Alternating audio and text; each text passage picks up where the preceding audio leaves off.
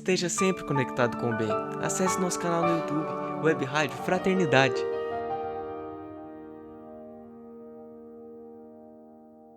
Olá, eu sou Jorge Dyer e nós vamos falar sobre saúde e espiritualidade. Hoje nós vamos abordar um tema muito caro, mas também um tanto complexo, onde temos tido avanços enormes na ciência e que o Espiritismo traz luz já há muitos anos. Nós vamos falar sobre mente e cérebro. Emmanuel, no clássico livro Pensamento e Vida, diz que a mente é o espelho da vida em toda parte.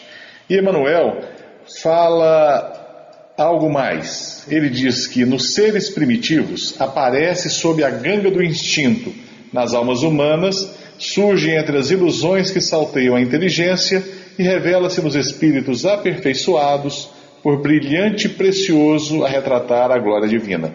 Mais à frente, no capítulo 1, ele complementa, definindo-a por espelho da vida, reconhecemos que o coração lhe é a face e que o cérebro é o centro de suas ondulações, gerando a força do pensamento que tudo move, criando e transformando, destruindo e refazendo, para acrisolar e sublimar. Para compreendermos a mente, nós devemos ouvir bem essas palavras de Emmanuel e também compreender a nossa própria evolução.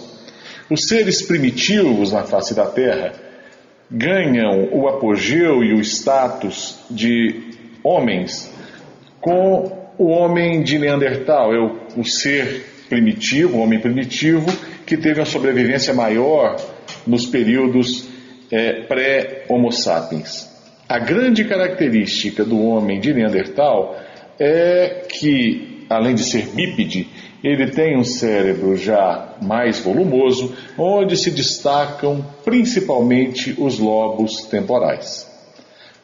Convivendo com o homem de Neandertal durante um tempo muito longo, surgiu o homem de Cro-Magnon, que deu origem ao homem europeu moderno.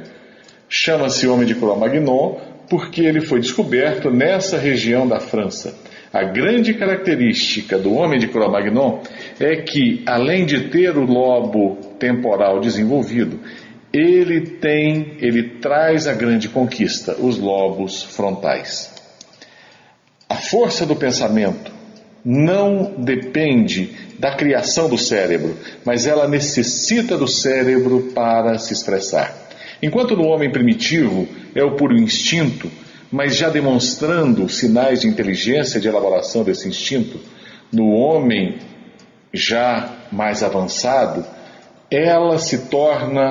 essa força do pensamento, ela se torna um instrumento vivo de realizações. É nos lobos frontais que o homem tem a sua grande conquista.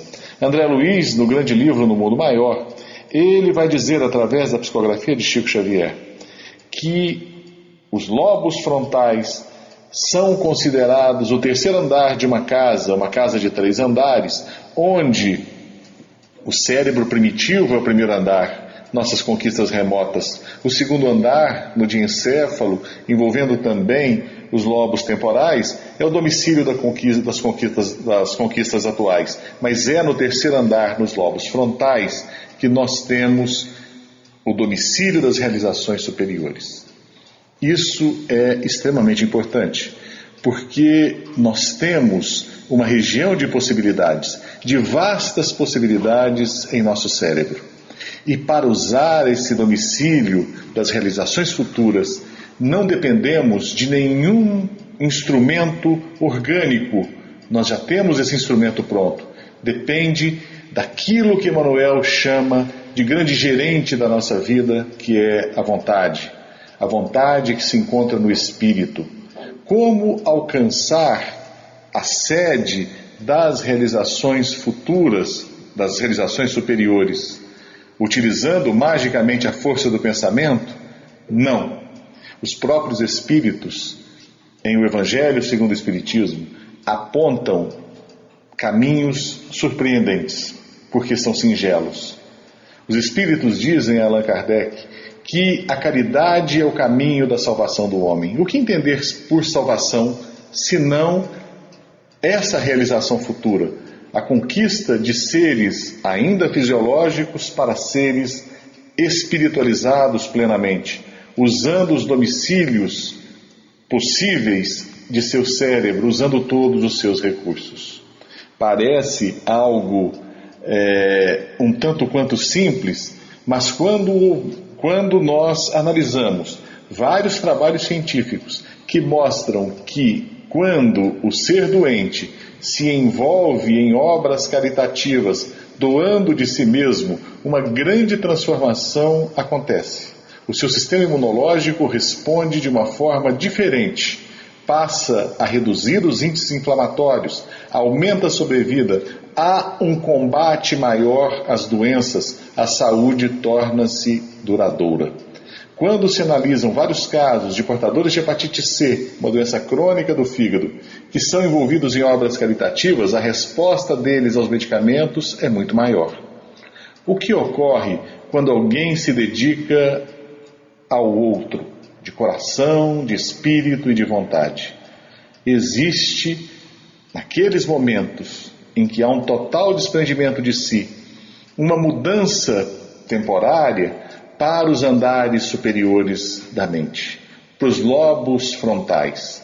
Há uma saída da preocupação comezinha do cotidiano, há uma ativação de áreas muito nobres do cérebro que modificam todo o organismo. O nosso grande desafio da nossa conquista futura é viver o maior tempo possível nesse andar superior, nesse terceiro andar da casa mental que André Luiz nos apresenta através da palestra de Calderaro. Para começarmos a atingir esse andar, o Evangelho segundo o Espiritismo nos deu essa dica muito singela: fazer a caridade, fazer o bem.